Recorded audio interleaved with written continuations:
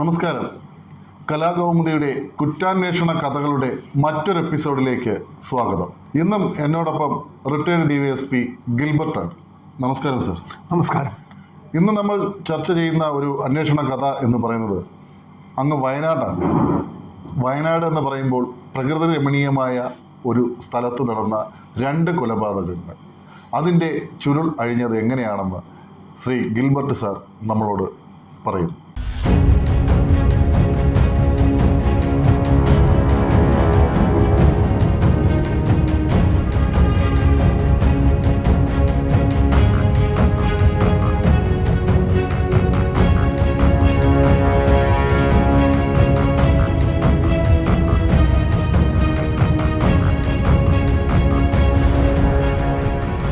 രണ്ട് ഡെഡ് ബോഡികളും ഒരേ മാതിരിയാണ് കൊല ചെയ്യപ്പെട്ടിരിക്കുന്നത്.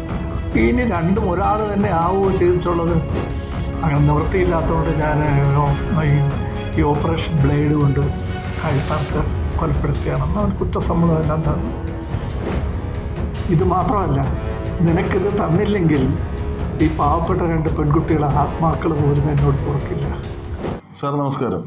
സാറ് CA ആയിരിക്കുകയാണ് വൈത്തിരിയിൽ എത്തുന്നത് അല്ലേ? വൈത്തിരി. അന്ന് വൈത്തിരി എന്ന് പറയുമ്പോൾ സ്വാഭാവികമായിട്ടും ചെമ്പാറക്കുന്ന് എന്ന് പറയുന്ന ഒരു പ്രകൃതി രമണീയമായ ഒരു സ്ഥലം കൂടി ഉൾപ്പെടുന്ന ഒരു താലൂക്കാണ്. അവിടെ പലരും പ്രകൃതിയെ ആസ്വദിക്കാൻ വരുന്നത് പലരും നിരവധി ആൾക്കാരുണ്ട്. അത് കുടുംബമായിട്ട് വരുന്നവരുണ്ടാവാം, അല്ല എങ്കിൽ കാമുകന്മാരുടെ ഒരു പ്രത്യേക ഹബ്ബായിട്ടാണ് ഈ കുന്നിനെ അറിയപ്പെട്ടിരുന്നത്. അവിടെ പ്രമാദമായ 2 കൊലപാതകങ്ങളാണ് നടന്നത്. വർഷങ്ങൾക്ക് മുമ്പാണ്. അതിൽ താങ്കൾ അവിടെ ഒരു അന്വേഷണ ഉദ്യോഗസ്ഥനായി എത്തിയപ്പോൾ ഉണ്ടായ അനുഭവം ഒന്ന് വ്യക്തമാക്കാം. അതെ, ചെമ്പാറക്കുന്ന് എന്ന് പറയുന്ന വൈത്തിരി പോലീസ് സ്റ്റേഷൻ ലിമിറ്റിലുള്ള സ്ഥലമാണ്. സഞ്ചാരികളുടെ പർദീസ എന്നാണ് വിളിക്കപ്പെടുന്നത്. അതിനൊരു പ്രത്യേക കാരണമുണ്ട്. അവിടെ എത്തപ്പെടുക ഇത്തിരി ബുദ്ധിമുട്ടാണ്. ഈ പുത്തൻ ശ്രേണിയിലെ കാറുകൾക്കൊന്നും കയറാൻ പറ്റില്ല. മറ്റൊന്ന്, അവിടെ ജീപ്പുകൾക്കാണ് മേൽക്കോയ്മയുള്ളത്. മറ്റൊന്ന്, ഈ പുത്തൻ തലമുറയിലെ ബൈക്കുകൾ കയറിപ്പോവും. അതാണ് അവിടെ സഞ്ചാരികൾ ഉപയോഗിക്കുന്നത്. അവിടെ ചെന്നെത്തിയാൽ ഒരു സ്വർഗീയ അനുഭൂതിയാണ് അവിടെ ലഭിക്കുന്നത്. കാരണം ഈ മഞ്ഞ് കൊണ്ട് നിറഞ്ഞ സ്ഥലം, മഞ്ഞ് മൂടിയ സ്ഥലം, അവിടെ ശീതക്കാറ്റ് ഇങ്ങനെ അടിച്ചുകൊണ്ടിരിക്കും. അപ്പോൾ അതിൽ മേഘത്തിലൂടെ ഇങ്ങനെ പറന്ന് നടക്കുന്ന ഒരു അനുഭൂതിയാണ് അവിടെ ചെല്ലുമ്പോൾ കിട്ടുന്നത്. അത് കൊതിപ്പിക്കുന്നത് 2 ചിറകുകളുണ്ടായിരുന്നെങ്കിൽ പറന്ന് നടക്കാമെന്ന്, അങ്ങനെ ഒരു അനുഭൂതിയാണ് അവിടെ നൽകുന്നത്. അതുകൊണ്ട് തന്നെയാണ് ധാരാളം ആളുകൾ അവിടേക്ക് പോകുന്നത്. എന്ന് പറഞ്ഞാൽ എല്ലാവർക്കും എത്തപ്പെടാൻ പറ്റില്ല. ഈ ചെറുപ്പക്കാരാണ് കൂടുതലും ആ യാത്രയ്ക്ക് തിരഞ്ഞെടുക്കുന്നത്, പ്രത്യേകിച്ച് കാമുകന്മാർ. അതിനൊരു പ്രത്യേക കാരണമുണ്ട്. ഈ ശരീരം മുഴുക്ക മൂടുന്ന ട്രാക്ക് സൂട്ടും ഇട്ട് ഹെൽമറ്റും വെച്ച് ഈ പുത്തൻ ബൈക്കിൽ 2 പേരും ചേർന്നിരുന്നുള്ള യാത്ര, ആ നിമ്നോന്നതങ്ങളായ റോഡിലൂടെയുള്ള യാത്ര, അത് ഒരു വല്ലാത്ത അനുഭൂതി പ്രണയകാലത്ത് തന്നെ അനുഭവിക്കാൻ കഴിയും എന്നുള്ളത് കൊണ്ടാണ് കാമുകന്മാരാണ് കൂടുതലും അവിടെ എത്തപ്പെടുന്നത്. അവിടെ എത്തപ്പെട്ട് കഴിഞ്ഞാൽ മറ്റ് പ്രത്യേക ഇതൊന്നുമില്ല. അവിടെ വേറെ മറ്റു സൗകര്യങ്ങളൊന്നുമില്ല. ഒരു കട പോലുമില്ല. അവിടെ ഒന്നും വാങ്ങിക്കാനൊന്നും കിട്ടില്ല. പക്ഷേ അതിൻ്റെ കാര്യമൊന്നുമില്ല. അവിടെ നിന്നാൽ എത്ര മണിക്കൂർ വേണമെങ്കിലും അവിടെ നിൽക്കാം. അവിടെ സമയം പോകുന്ന അറിയുക പോലും ഇല്ല. പിന്നെ മടിച്ചാണ് തിരിച്ചു പോരുന്നത് തന്നെ. അത്ര പ്രകൃതി രമണീയമായ ഒരു സ്ഥലമാണ് ആ ചെമ്പാറക്കുന്നെന്ന് പറഞ്ഞ സ്ഥലം.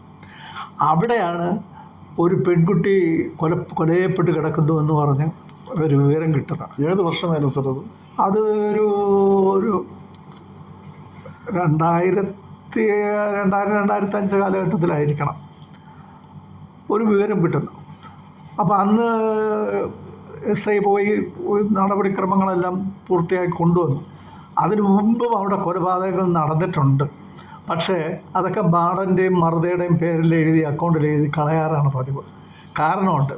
ഇത്രയും ബുദ്ധിമുട്ടി അവിടെ ചെന്ന് നടപടിക്രമങ്ങളെല്ലാം പാലിച്ച് താഴെ ഡെഡ് ബോഡി കൊണ്ടുവരുമ്പോൾ അത് ഏറ്റുവാങ്ങാൻ പോലും ആരും കാണില്ല. പിന്നെ അത് കുഴിച്ചിടാൻ പഞ്ചായത്തുകാരുടെ പുറകെ നടക്കണം. അതാണ് പോലീസുകാരുടെ ബുദ്ധിമുട്ട്. അതുകൊണ്ടാണ് പലരും അതിന് മെനക്കെടാതെ അത് മറുതലടിച്ച് എന്നൊക്കെ പറഞ്ഞ് അവിടെ കുഴിച്ചിടാറാണ് പതിവ് പണ്ട്. പക്ഷെ കാലം മാറിയില്ലേ. ഇപ്പോൾ അതല്ലല്ലോ, ഓരോ മനുഷ്യൻ്റെ ജീവനും വിലയുണ്ടല്ലോ. അപ്പോൾ അതുകൊണ്ട് തന്നെ ഇപ്പോഴത്തെ പോലീസുകാരൊന്നും അതൊന്നും നോക്കാറില്ല. ബുദ്ധിമുട്ടിയായാലും ആ ഡെഡ് ബോഡി എങ്ങനെ ചെന്ന് കൊലപാതകമാണോ അല്ലാതെ അൺനാച്ചുറൽ ഡെത്താണോ എന്നൊക്കെ നോക്കി പരിശോധിക്കുന്ന ഒരു സാഹചര്യമാണ് ഇന്നുള്ളത്. അങ്ങനെ SI പോയി ഏറെ ബുദ്ധിമുട്ടി അവിടെ നിന്നൊരു ഡെഡ് ബോഡി കൊണ്ടുവന്ന് താഴെ ഹോസ്പിറ്റലിൽ എത്തിച്ചു. അതിനടുത്ത ദിവസമാണ് വേറൊരു ഡെഡ് ബോഡി അവിടെ കിടക്കുന്നത്. അതും ഒരു പെൺകുട്ടിയുടെ അതേ സ്ഥലത്ത് ഒരു പെൺകുട്ടിയുടെ മറ്റൊരു പെൺകുട്ടിയുടെ മൃതദേഹം കിടക്കുന്നത്. അപ്പോൾ അതൊരു വെല്ലുവിളി പോലെ ഏറ്റെടുക്കേണ്ടി വന്നു. അപ്പോൾ ഞാൻ പോലീസുകാരെയും കൂട്ടി ഞാൻ തന്നെ പുറപ്പെട്ടു. അപ്പോൾ രാവിലെ ഇവിടെ നിന്ന് തിരിച്ചിട്ട് അതിന് വേണ്ട സജ്ജീകരണങ്ങളൊക്കെ എടുത്തിട്ടുണ്ടായിരുന്നു. അപ്പോൾ ഞങ്ങൾ ജീപ്പ് 4 വീൽ ഡ്രൈവ് ആയിട്ട് പോലും ഏറെ കിതച്ചാണ് അവിടെ എത്തിയത്. എത്തപ്പെട്ട് നോക്കുമ്പോൾ അതിന് ഒരു നമ്മുടെ സഹായിയായിട്ട് പോലീസുകാരുടെ കൂടെ നടക്കുന്ന ഒരു മണിയൻ എന്നൊരാളുണ്ട്. അയാളെ കൂടെ കൊണ്ടുപോയത്. അയാൾ തലേ ദിവസം SIയുടെ ഒപ്പം പോയിട്ടുണ്ടായിരുന്നു. അപ്പോൾ അയാൾക്ക് ആ സ്ഥലം അറിയാമായിരുന്നു. അപ്പോൾ ഡെഡ് ബോഡി തലേ ദിവസം ഡെഡ് ബോഡി കിടന്ന സ്ഥലം കാണിച്ചത്. അതിൻ്റെ ഒരു 5 മീറ്റർ മാറിയാണ് ഇപ്പോഴത്തെ ഡെഡ് ബോഡി കിടക്കുന്നത്. അതും 20 വയസ്സിനോട് അടുപ്പിച്ച് പ്രായമുള്ള സുന്ദരിയായ ഒരു പെൺകുട്ടി. അത് കഴുത്തറുത്ത് കൊലപ്പെട്ട നിലയിലാണ് കിടക്കുന്നത്. ഇപ്പം 2 ഡെഡ് ബോഡികളും ഒരേ മാതിരിയാണ് കൊല ചെയ്യപ്പെട്ടിരിക്കുന്നത്.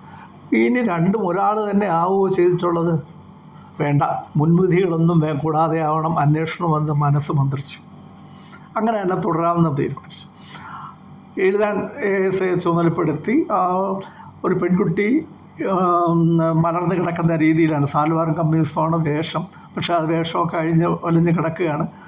അത് സൂക്ഷിച്ച് നോക്കിയതിൽ അതിൽ സെമൻ്റെ സാന്നിധ്യം കണ്ടതുകൊണ്ട് അത് റേപ്പ് നടന്നിട്ടുണ്ടെന്നുള്ളത് മനസ്സിലായി. അതിന് പക്ഷേ അതിൻ്റെ വസ്ത്രങ്ങളൊന്നും അഴിച്ചെടുക്കാൻ നിവൃത്തിയില്ല. കാരണം ധരിപ്പിക്കാൻ മറ്റു വസ്ത്രങ്ങളൊന്നുമില്ല. അണ്ടർ ഗാർമെൻറ്റ്സ് മാത്രം എടുത്തിട്ട് മറ്റത് ആശുപത്രി ചെന്നിട്ട് പിന്നെ എടുക്കാം, വേറെ തുണി വാങ്ങിച്ച് കൊടുത്തിട്ട് എടുക്കാം എന്ന് പറയുന്ന രീതിയിൽ അങ്ങനെ ഇൻക്വസ്റ്റ് എഴുതി തുടങ്ങാമെന്ന് നോക്കിയപ്പോൾ SI എഴുതാൻ പറഞ്ഞിട്ട് ഞാൻ ആ ചുറ്റും ഒന്ന് പരിശോധിക്കാൻ നോക്കി. ഇതിനിടയിൽ വന്നു കൂടിയ ആളുകളൊക്കെ കാര്യം പറഞ്ഞ് മനസ്സിലാക്കി. ചിലരൊക്കെ സാക്ഷികളായി ഇടാക്കാനൊക്കെ അവർ ബുദ്ധിമുട്ടിയെങ്കിലും പറഞ്ഞ് മനസ്സിലാക്കി പിടിച്ചു. ഈ ചുറ്റും പരിസരം ഒന്ന് വീക്ഷിക്കാമെന്ന് നോക്കുമ്പോഴാണ് 2-3 ചെറുപ്പക്കാർ, വൈത്തിരിക്കാരായിരിക്കണം, ഞങ്ങളെ സഹായിക്കാൻ അന്വേഷണത്തിന് ഞങ്ങളുടെ കൂടെ ഇറങ്ങി. അങ്ങനെ ആ ചുറ്റും കുറ്റിക്കാടിലൊക്കെ നോക്കി നടന്നപ്പം ഞങ്ങളെക്കാലം കൂടുതൽ താല്പര്യത്തോടെ അവർ കുറച്ചുകൂടെ താഴോട്ടിറങ്ങി അവിടെ പരിശോധിച്ചപ്പോഴാണ് ഒരു പയ്യൻ ഒരു ബാഗ് ഉയർത്തിപ്പിടിച്ചുകൊണ്ട് സാറേ ഒരു ബാഗ് എന്ന് വിളിച്ചിരുന്നു. വേഗം അവിടെ ചെന്ന് നോക്കിയപ്പോഴാണ് ഒരു ലേഡീസ് ബാഗാണ്. അപ്പോൾ അന്ന് തുറന്ന് നോക്കിയപ്പോൾ സിബ് തുറന്ന് നോക്കിയപ്പോഴാണ് അതിനകത്ത് ചെറിയ മേക്കപ്പ് സാധനങ്ങളും പൗഡറും പിന്നെ അതിനോടൊപ്പം ഒരു ഐഡൻറ്റിറ്റി കാർഡ് ഉണ്ടായിരുന്നു. അത് ഒരു കാറ്ററിംഗ് കോളേജ്, നമ്മുടെ വൈത്തിരി തന്നെയുള്ള ഒരു കാറ്ററിംഗ് കോളേജിലെ ആ കോളേജിൻ്റെ ഐഡൻറ്റിറ്റി കാർഡ് അതിനകത്തുണ്ടായിരുന്നു. അതൊരു ഭാഗ്യമായി സൗകര്യമായി എന്ന് പറഞ്ഞ് നേരെ ആ ഐഡൻറ്റിറ്റി കാർഡുമായിട്ട് ഈ ഡെഡ് ബോഡിയുടെ അടുത്ത് വന്ന് നോക്കുമ്പോൾ അതല്ല, അതുമായിട്ട് ഒരു സാമ്യവുമില്ല. അതിൽ ഫോട്ടോ ഉണ്ടായിരുന്നു. അപ്പോൾ ഈ ഡെഡ് ബോഡിയായിട്ട് ഒരു സാമ്യമില്ല. പക്ഷെ മനസ്സ് മന്ത്രിച്ചു, ഇത് ചിലപ്പോൾ ഇന്നലെ തലേ ദിവസം കൊല്ലപ്പെട്ട പെൺകുട്ടിയുടേതായിരിക്കുമോ. ഈ കൂടെ വന്ന മണിയനും ഒരു സംശയം പ്രകടിപ്പിച്ചത് അത് സഹായകമായി. അതായിരിക്കും എന്ന് മനസ്സിൽ ബലം കിട്ടുന്നുണ്ട്. എന്തായാലും അത് ഈ നടപടികളെല്ലാം പൂർത്തിയാക്കി ഒരു എഴുതി പൂർത്തിയാക്കി കൊണ്ടുവരുന്നതിലല്ല, അത് താഴെ എത്തിക്കുന്നതിലാണ് ബുദ്ധിമുട്ട്. ഞങ്ങളുടെ ജീപ്പിൽ ഞങ്ങൾ പോയ ആളുകളെ കൂടാതെ പിന്നെ ഈ പുറവശത്തുള്ള സീറ്റുണ്ട് നീളത്തിലെ ജീപ്പിൻ്റെ, അതൊന്ന് മടക്കി വെച്ചിട്ട് ഡെഡ് ബോഡി ഒരു വിധം അവിടെ ആക്കി. 2 പോലീസുകാരെ അവിടെ ഇരിക്കാൻ പറ്റും. പിന്നെ അത് കഴിഞ്ഞ് ASIക്ക് പ്രൊമോഷൻ നൽകി ഫ്രണ്ട് സീറ്റിൽ എന്നോടൊപ്പം ഇരിക്കാനും അവസരം കൊടുത്തു. അപ്പോൾ നമുക്ക് ഒരുമാതിരി ഇരുന്ന് വരാനുള്ള ഇതായി. പക്ഷെ മണിയനെ എന്ത് ചെയ്യും? മണിയനാണെങ്കിൽ അവൻ പറഞ്ഞു ഞാൻ ഇതിൻ്റെ പുറകെ ചവിട്ടി നിന്നോളാം സാർ. അതൊരു ബുദ്ധിമുട്ടുള്ള പരിപാടിയാണ് ഈ കുന്നിൻ്റെ ഇറക്കത്തിൽ ഇങ്ങനെ ചവിട്ടി നിൽക്കുന്നത്. പോലീസുകാരാണെങ്കിൽ നിൽക്കും, ഇതിനപ്പുറമുള്ള കഷ്ടവും സഹിക്കും. പക്ഷെ പോലീസുകാരെ കൂടെ നടക്കുന്നത് കൊണ്ടുള്ള ആ ഒരു ഇത് കിട്ടിയതുകൊണ്ടായിരിക്കണം അവനും ആ താല്പര്യം കാണിച്ചു. ഞാൻ നിന്നോളാം സാറെന്ന് പറഞ്ഞു അതിൻ്റെ പുറകെ ചവിട്ടിയിരുന്നു. ഒരുവിധം നമ്മൾ താഴെ എത്തി ഡെഡ് ബോഡി ആയതുകൊണ്ട് ആശുപത്രിയിൽ എത്തിക്കാൻ സന്ധ്യ കഴിഞ്ഞു. ഡോക്ടർമാരാരുമില്ല. അപ്പോൾ മോർച്ചറിയിൽ വയ്ക്കാനും രാവിലെ ഇൻക്വസ്റ്റ് നടപടി നടത്താനുമുള്ള റിക്വസ്റ്റ് എഴുതി അവിടെ ഏൽപ്പിച്ചിട്ട് ഞങ്ങൾ പോയി. സ്റ്റേഷനിലെത്തിയപ്പോൾ ഒരു വയർലെസ് മെസ്സേജിൻ്റെ ഒരു കോപ്പി എഴുതിയത് കിടക്കുന്നുണ്ട് മേശപ്പുറത്ത്. മീൻചന്ത പോലീസ് സ്റ്റേഷൻ, കോഴിക്കോട് മീൻചന്ത പോലീസ് സ്റ്റേഷൻ എന്നാണ് മെസ്സേജ്. ഇവിടുത്തെ 2 വീട്ടുകാർ വൈത്തിരി പോലീസ് സ്റ്റേഷനിലേക്ക് വരുന്നുണ്ട്. അവിടെ ഒരു ഡെഡ് ബോഡി കിട്ടിയിട്ടുണ്ടെന്ന് പറഞ്ഞാൽ ഇവരുടെ മകളെ 2 ദിവസമായിട്ട് കാണുന്നില്ല. അതാണോ എന്ന് അറിയാനായിട്ട് അവർ വരുന്നുണ്ട്. കോഴിക്കോട് നിന്ന് വരുന്നുണ്ട്. ഞാൻ ആ മെസ്സേജ് മേശപ്പുറത്ത് വെച്ചിട്ട് താമസ സ്ഥലത്തേക്ക് പോവുകയും ചെയ്തു.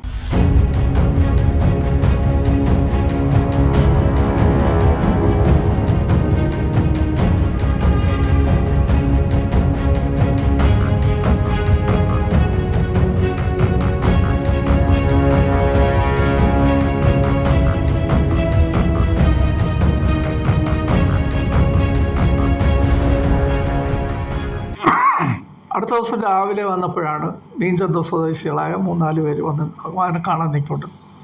അവരോട് ചോദിച്ചു, നിങ്ങളുടെ മകളുടെ പേരെന്താ? അത് ശ്രീജ. എവിടെ പഠിക്കുന്നു? എന്ത് ചെയ്യുന്നു? അത് കാറ്ററിംഗ് കോളേജിൽ പഠിക്കുകയാണ്. അവിടെ ഹോസ്റ്റലിൽ നിന്നാണ് പഠിക്കുന്നത്. അപ്പോൾ അത് ഇവിടെ ശനിയാഴ്ച രാത്രി വീട്ടിൽ വരാറാണ് പതിവ്. തിങ്കളാഴ്ച രാവിലേക്ക് പോവുകയും ചെയ്യും. അതാണ് പതിവ്. പക്ഷേ ഈ ആഴ്ച വീട്ടിൽ വന്നില്ല. അപ്പം ഞങ്ങൾ അവിടെ കോളേജിൽ പ്രിൻസിപ്പലിനെ വിളിച്ച് ചോദിച്ചപ്പോൾ നിങ്ങളുടെ ശ്രീജ എന്ന് പറഞ്ഞ കുട്ടി വെള്ളിയാഴ്ച ഇവിടെ നിന്ന് പോയിട്ടുണ്ട്, വീട്ടിൽ പോകണമെന്ന് പറഞ്ഞ് പോയിട്ടുണ്ട് എന്ന് പറഞ്ഞു. അപ്പോൾ ഇതിനിടയ്ക്ക് ഹോസ്റ്റലിൽ നിന്ന് ആരോ ഫോൺ ചെയ്ത് പറഞ്ഞ് ശ്രീജ ശനിയാഴ്ചത്തെ ലീവ് എടുത്തിട്ട് വെള്ളിയാഴ്ച രാത്രി ഇവിടെ നിന്ന് പോയിട്ടുണ്ട്, ഒപ്പം മറ്റൊരു കുട്ടിയും പോയിട്ടുണ്ട് എന്ന് പറഞ്ഞു. അതിൻ്റെ വിശദവിവരം പേരെന്തോന്നൊക്കെ ചോദിക്കുന്നതിന് മുമ്പ് ആ ഫോൺ കട്ട് ചെയ്തിട്ട് പിന്നെ വിളിച്ചിട്ട് എടുത്തില്ല ഫോൺ. അപ്പോൾ വീണ്ടും ഞങ്ങൾ പ്രിൻസിപ്പലിനെ തന്നെ വിളിച്ചു. പ്രിൻസിപ്പലിനെ വിളിച്ചപ്പോൾ പ്രിൻസിപ്പൽ എന്തൊക്കെ വഴക്കും പറഞ്ഞ് നിങ്ങൾ വേറെ എന്തെങ്കിലും പോയി അന്വേഷിക്കുന്നൊക്കെ പറഞ്ഞ് പോലീസിനോട് അല്ല ആ വീട്ടുകാരോട് പറഞ്ഞു. ഇത് എന്നോട് പറഞ്ഞപ്പോൾ എനിക്കതൊരു ഇതായി. ഒരു പെൺകുട്ടിയെ കണ്ടില്ല എന്ന് പറഞ്ഞ് ചോദിക്കുമ്പോൾ അടുത്തൊക്കെ ഉത്തരവാദിത്തമുള്ള പ്രിൻസിപ്പൽ ഇങ്ങനെയാണ്. അപ്പോൾ അവരോട് പറഞ്ഞു, നിങ്ങളൊരു കാര്യം ചെയ്യും, ഒരു പരാതി എഴുതി എന്നെ ഏൽപ്പിച്ചിട്ട് നിങ്ങളുടെ മകളുടെ ഡെഡ് ബോഡി ഞങ്ങൾ ആശുപത്രിയിൽ നടപടിക്രമങ്ങൾ പൂർത്തിയാക്കി വെച്ചിട്ടുണ്ട്, അത് ഏറ്റുവാങ്ങി കൊണ്ടുപോയിക്കൊള്ളണം. അതൊക്കെ വിട്ടുകൊടുക്കാനും കൂടെ പോകാനായിട്ട് SIയെ ചുമതലപ്പെടുത്തി SI പോയി ഡെഡ് ബോഡി എടുക്കാനൊക്കെ അവർ പോവുകയും ചെയ്തു. ഇത് കഴിഞ്ഞാണ് ഞാൻ നേരെ കാറ്ററിംഗ് കോളേജിലോട്ട് പോയി.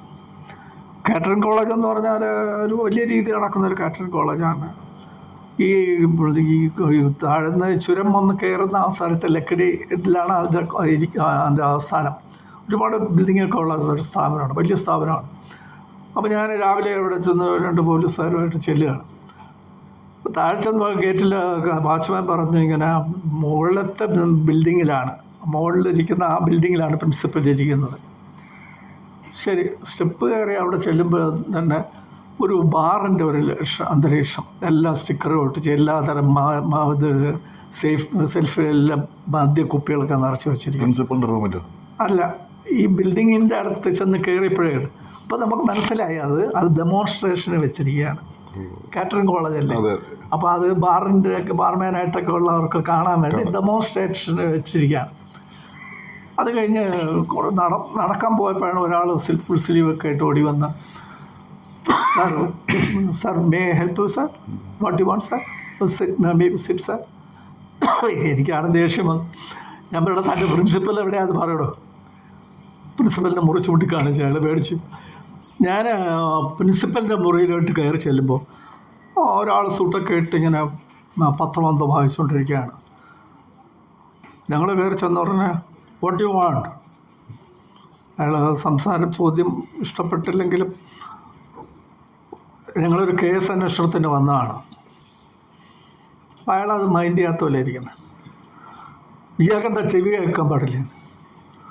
ഇത് കേട്ടിട്ടാണ് പുറത്ത് നിന്ന് ഒരാൾ ഓടി വന്നു, സാർ അയാൾക്ക് മലയാളം അത്ര പോരാ പ്രിൻസിപ്പൽ. ഞാൻ പറഞ്ഞു, മലയാളം അറിയണ്ട, ഒരു പോലീസ് ഓഫീസർ ഒരു കേസ് അന്വേഷിക്കാൻ വരുമ്പോൾ വേഷം കണ്ടാലെങ്കിലും അറിഞ്ഞൂടെ അയാൾക്ക് ആളാണെന്ന്, ഒന്ന് മാന്യമായി പെരുമാറുകയും ചെയ്തൂടെ. ഇയാൾ മലയാളമൊക്കെ ഞാൻ പഠിപ്പിച്ചു കൊടുക്കാം. പെട്ടെന്ന് ഒരു കടലാസ് എടുത്ത് ബാഗിൽ നിന്ന് ഒരു കടലാസ് നോട്ടീസ് എടുത്ത് ഒപ്പിട്ട് നേരെ അയാളെ നേർക്ക് നിർത്തി. U receive it, you should attend the work circle inspector of police Vythiri office tomorrow morning it self. ഒപ്പിട്ട് കൊടുത്തു. അയാൾ കൈ കൊടുത്തപ്പം റിസീവ് അയാൾ ഉടനെ അടുത്ത് നിന്ന് ആളെ കൊടുത്തിട്ട് അയാൾ ഒപ്പിട്ട് ഒരു കോപ്പി വാങ്ങിക്കുകയും ചെയ്തു. ഞാൻ തിരിച്ചിറങ്ങി വന്നപ്പോൾ അയാൾ കൂടെ വന്നിട്ട്, സാർ എന്താ വേണ്ടത്, പ്രിൻസിപ്പൽ കാണിച്ചില്ല, എന്താ സാറിന് എന്താ വേണ്ടതെന്ന് പറഞ്ഞാൽ ഞാൻ ചെയ്യാം. താനാരാ ഇവിടുത്തെ? ഞാനിവിടുത്തെ ലൈസൺ ഓഫീസറാണ്, വിശ്വനാഥനാണ്. ഇവിടെ ഏതെങ്കിലും കുട്ടികൾ മിസ്സിങ് ആയിട്ടുണ്ടോ? എന്നാണ് മിസ്സിങ് ആയത്? പെൺകുട്ടികൾ എത്ര, ആൺകുട്ടികൾ ആരൊക്കെ, അവരുടെ ഡീറ്റെയിൽസ് വേണം. സാറേ ഞാനത് ഓഫീസിലെത്തിക്കാൻ പോരാ, എനിക്ക് ഇന്ന് വേണം, ഇപ്പോൾ. സാറേ ഇവിടെ ഇരിക്കണം സാർ എന്ന് പറഞ്ഞ് ഇരിക്കാനൊക്കെ ഉള്ള സൗകര്യമൊക്കെ ചെയ്തിട്ട് അയാൾ ഓടി 10 മിനിറ്റിനകത്ത് ഫുൾ ഡീറ്റെയിൽസുമായിട്ട് കാണാതെ, അന്ന് ലീവിന് പോയിട്ട് ശനിയാഴ്ച മുതൽ കാണാതെ ഇല്ലാതെ ഇരിക്കുന്ന 4 കുട്ടികളുടെ ഡീറ്റെയിൽസ് എല്ലാം കൊടുത്തു. 2 പെൺകുട്ടികൾ 2 ആൺകുട്ടികൾ. സാർ ഈ പെൺകുട്ടികൾ നമ്മുടെ മലയാളികളാണ്, മറ്റൊരു 2 പേരും ബംഗാളുകാരാണ്. അപ്പോൾ അവർ ചിലപ്പം തിരിച്ച് വരാൻ താമസം എടുക്കും. അതുകൊണ്ടാണ് ഇപ്പോൾ തിങ്കളാഴ്ച ഈ ആയിട്ടും വരാത്തത്. അവർ ചിലപ്പോൾ അവരങ്ങനെ സാറിന് അങ്ങനെയാണ്, നാട്ടിൽ പോയി 2 ദിവസം കഴിഞ്ഞേ വരുള്ളൂ. അപ്പോൾ ഇവർ പെൺകുട്ടികളാണ് മിസ്സിങ് ആയിട്ടുള്ളത്. ശരി, കുറിച്ച് നടക്കുമ്പോൾ അയാൾ പുറമെ ചോദിച്ചു, സാർ പ്രിൻസിപ്പലിന് നാളെ രാവിലെ വരണം. വന്നില്ല എന്ന് പറഞ്ഞാൽ അയാൾക്ക് അറിഞ്ഞൂടെ, യൂണിഫോം ഇട്ട ഒരു പോലീസ് ഓഫീസർ ഇവിടെ 2 പെൺകുട്ടികൾ ദുരൂഹമായ സാഹചര്യത്തിൽ കൊല്ലപ്പെട്ട് കിടക്കുന്നു. അതേക്കുറിച്ച് ഒരാളെ അന്വേഷിക്കാൻ വരുമ്പോൾ ഒരു മാന്യമായിട്ടൊന്ന് പെരുമാറുകയെങ്കിലും ചെയ്യണ്ടേ? അത് ഞാൻ മലയാളവും ഇതുമെല്ലാം ഞാൻ പഠിപ്പിച്ചു കൊടുക്കും, അതിനാണ് വരാൻ പറഞ്ഞത്. അയാൾ വരട്ടെ.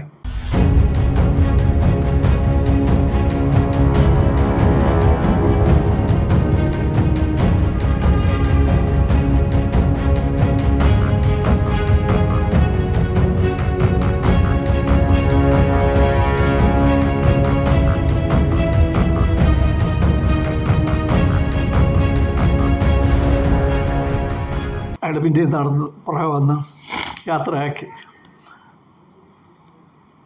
ഓഫീസിലെത്തുമ്പോഴാണ് 2-3 ഈ ശ്രീജയുടെ മൃതദേഹം വാങ്ങിച്ചുകൊണ്ട് ആ വീട്ടുകാരെല്ലാം കൂടെ യാത്ര പറയാൻ എന്നെ കാണാൻ വേണ്ടി വെയിറ്റ് ചെയ്യുന്നുണ്ട്. ഞാൻ അവരോട് പറഞ്ഞു, ദുരൂഹമായ സാഹചര്യത്തിൽ എത്തപ്പെടാൻ വലിയ ബുദ്ധിമുട്ടുള്ള സ്ഥലത്തു നിന്നാണ് ഡെഡ് ബോഡി കിട്ടിയത്. അതൊരു ദുഃഖകരമായ കാര്യമാണ്. ഞങ്ങൾ പ്രതികളെ അന്വേഷിക്കുന്നുണ്ട്, ഞങ്ങൾ കൊണ്ടുവന്നതേ ഉള്ളൂ, ഞങ്ങൾ അന്വേഷിക്കും, വേണ്ടതെല്ലാം നിങ്ങളെ അറിയിക്കാമെന്ന് പറഞ്ഞ് അവരെ ഒരു സാന്ത്വനപ്പെടുത്തി യാത്രയാക്കി. ഡെഡ് ബോഡിയായിട്ട് അവർ യാത്രയായി. വളരെ അല്പം വൈകാതെ തന്നെ വെളിയിൽ മറ്റുള്ള 2-3-4 പേര് പോയിട്ട് അവരും കയറി വന്നു. അവരുടെ കുട്ടി രാഖി, ആ കുട്ടിയെ കാണുന്നില്ല, അന്ന് 2 ദിവസമായിട്ട് കാണുന്നില്ല. അപ്പോൾ അവർ കാര്യങ്ങളൊക്കെ ചോദിച്ചു, വിവരങ്ങളൊക്കെ ചോദിച്ചിട്ട് നമ്മൾ 2ാമത് കൊണ്ടുവന്ന കുട്ടിയെ തന്നെ അവരുടെ രൂപമെല്ലാം പറഞ്ഞപ്പോൾ മനസ്സിലായി. അപ്പോൾ അവരെ ഇൻക്വസ്റ്റ് എഴുതി അവർക്ക് ബോഡി വിട്ടുകൊടുക്കാനുള്ള ഏർപ്പാടൊക്കെ ചെയ്യാൻ SIയെ ചുമതലപ്പെടുത്തുകയും ചെയ്തു. അന്ന് വൈകുന്നേരം മുതൽ ഫോൺ വിളിയുടെ ബഹളം.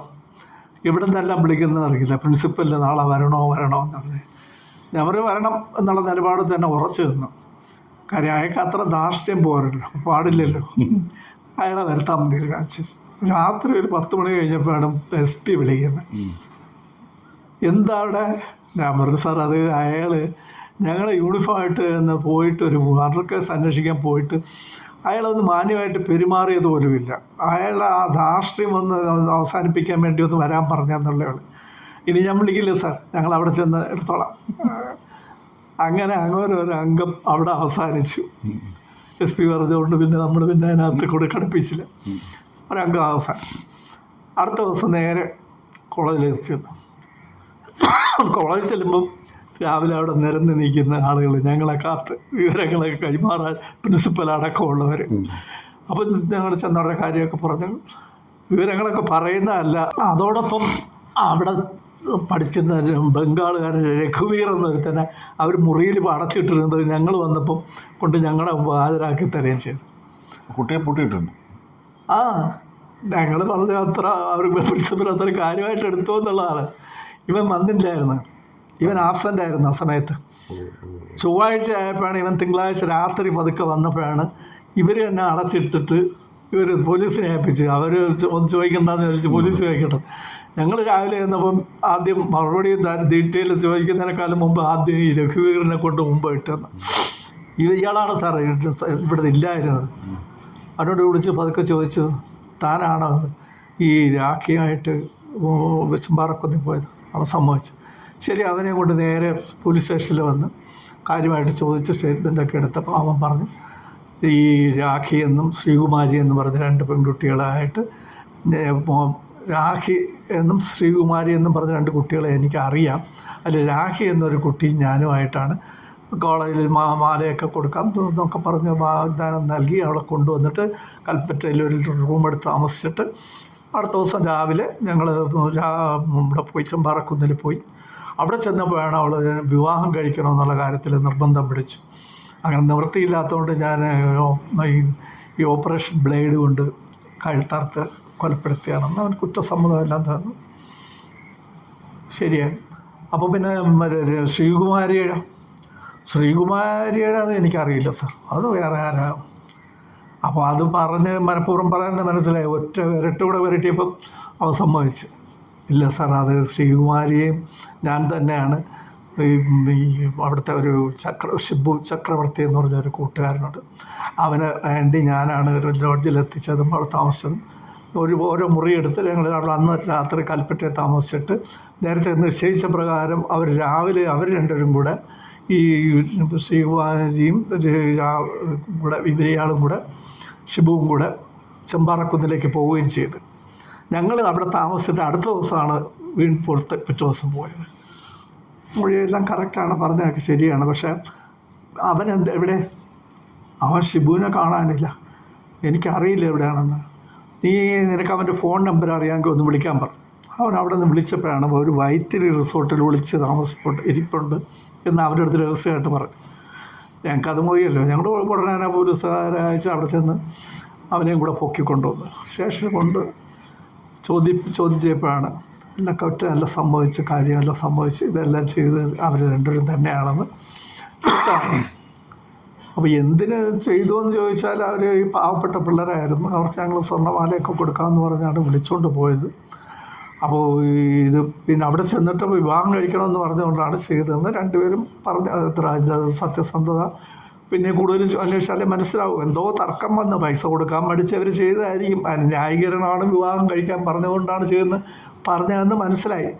എന്തായാലും അത് അവർ കുറ്റസമ്മതം അതുപോലെ രേഖപ്പെടുത്തിയതിന് ശേഷം തെളിവ് ശേഖരണത്തിനായി ഇവരെയും കൊണ്ട് പോയി ആ മലയിൽ വീണ്ടും പോയി ചെമ്പാറക്കുന്നിലെത്തി അവിടെ വെച്ച് ഡെഡ് ബോഡി കൊന്ന സ്ഥലവും കൊന്ന രീതിയും കൊലപ്പെടുത്തിയതെല്ലാം കാണിച്ചു തന്നതോടൊപ്പം ഈ ഓപ്പറേഷൻ ബ്ലേഡ് 2 പേരും ഒളിച്ചു വെച്ചിരുന്ന സ്ഥലം എടുത്ത് അത് ഹാജരാക്കിയത് ഞങ്ങൾ മാസ്റ്റർ വിളിച്ച് ബംബേഴ്സിൽ അടുപ്പിച്ചു. അപ്പോൾ ആ കുന്നിലെ തെളിവ് ശേഖരണമൊക്കെ കഴിഞ്ഞു. അപ്പം സാക്ഷികൾ 1-2 പേര് അപ്പോൾ വന്നവരത് തന്നെ വിളിച്ച് നമ്മളപ്പോഴും ആലോചിക്കുന്നത് എന്താണ്, ഇങ്ങനെയുള്ള സ്ഥലങ്ങളിൽ ഏതെങ്കിലും ഒരു മലയിൽ ചെന്നാലും ഒരു മലയാളിയുടെ കട അവിടെ കാണാനാണ് സാധ്യത. പണ്ട് പറഞ്ഞു കേട്ടിട്ടുണ്ട്, ചന്ദ്രനിൽ ചെന്നാലും അവിടെ ഒരു മലയാളിയുടെ കട കാണുമെന്ന്. ഈ ചെമ്പാറക്കുന്നിൽ മാത്രം അങ്ങനെ ഒരു സംഭവമില്ല. കാരണം അത്രത്തോളം അസഹ്യമായതുകൊണ്ടാണ് അവിടെ നിൽക്കാൻ പറ്റില്ല. അപ്പോൾ അങ്ങനെ ആദ്യം അവിടെ വന്നുകൂടിയ ആരെയൊക്കെ സാക്ഷിയാക്കി തെളിവ് ശേഖരണമൊക്കെ നിന്നിട്ടാണ് 2 എണ്ണത്തിന് ഓരോന്ന് പൊട്ടിച്ചു. അപ്പോൾ അവൻ സംഭവിച്ചു എന്തെന്ന് ചോദിച്ചാൽ, എടാ ഇത് പാവപ്പെട്ട പെൺകുട്ടികളെ പ്രലോഭിപ്പിച്ച് സ്വർണവും പണവും ഒക്കെ കൊടുക്കാമെന്ന് പറഞ്ഞിട്ട് അവരെ നശിപ്പിക്കുന്ന നിൻ്റെയൊക്കെ ധാർഷ്ട്യമില്ലേ, ആ ധാർഷ്ട്യത്തിനാണ് ഈ അടി. ഇത് മാത്രമല്ല, നിനക്കിത് തന്നില്ലെങ്കിൽ ഈ പാവപ്പെട്ട 2 പെൺകുട്ടികളെ ആത്മാക്കൾ പോലും എന്നോട് പൊറുക്കില്ല. ഇനി ബാക്കിയെല്ലാം നിനക്ക് താഴെ ചെന്നിട്ട്. അങ്ങനെ 2 ആളെയും വണ്ടി കയറ്റി അവർ താഴെ എത്തി റിപ്പോർട്ടൊക്കെ തയ്യാറാക്കി റിമാൻഡ് ചെയ്യാൻ വേണ്ടി ജയിലിലേക്ക് കൊണ്ടുപോവുകയും ചെയ്തു.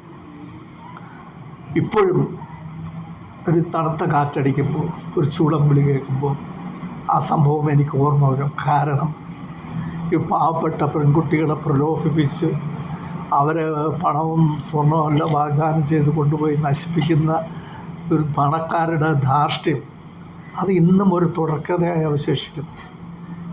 പണത്തിൻ്റെ ആ അഗ്നിനാളത്തിൽ വീണ് ചിറകരിഞ്ഞ പെൺകുട്ടികൾ എത്ര എണ്ണം. അവരുടെ വേദനകളെ ഓർമ്മിപ്പിക്കാൻ വേണ്ടി മാത്രം ഞാൻ ഈ മനസ്സിൽ ഇന്നും അത് സൂക്ഷിക്കും.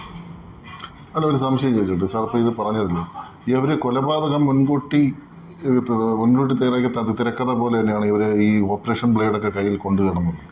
ഓപ്പറേഷൻ ബ്ലേഡ് സാധ്യത എന്ന് വെച്ചാൽ അത് കൊണ്ടു കിടക്കാൻ ഈസിയാണ്. അതെ, ഇവർ ഈ പെൺകുട്ടികളെ വകവരുത്തണം എന്നുള്ളത് തന്നെയായിരുന്നു ലക്ഷ്യം. പൈസ കൊടുക്കാൻ മടിച്ചവന്മാർ നേരത്തെ പ്രിപ്പറേഷൻ എടുത്തതായിരിക്കൂടെന്നില്ല. അത് പേന പോലെ കൊണ്ട് കുത്തി നടക്കാനേ ഉള്ളൂ, അറിയില്ല. മനസ്സിലായി. ഈ ഷിബു ചക്രവർത്തി എന്ന് പറയുന്നത് സ്റ്റുഡൻ്റ് ആയിരുന്നു, അത് ഔട്ട്സൈഡറാണ്? രണ്ടുപേരും ഒരിടത്തല്ല, അവിടെ തന്നെ പഠിക്കുന്നത്. അവർ തന്നെ ചരിത്രം പറഞ്ഞു, അവർ പല കോളേജിലൊക്കെ പഠിച്ചിട്ട് നടന്നവന്മാരാണ്. ഒരിടത്തും കോഴ്സ് പൂർത്തിയാക്കില്ല.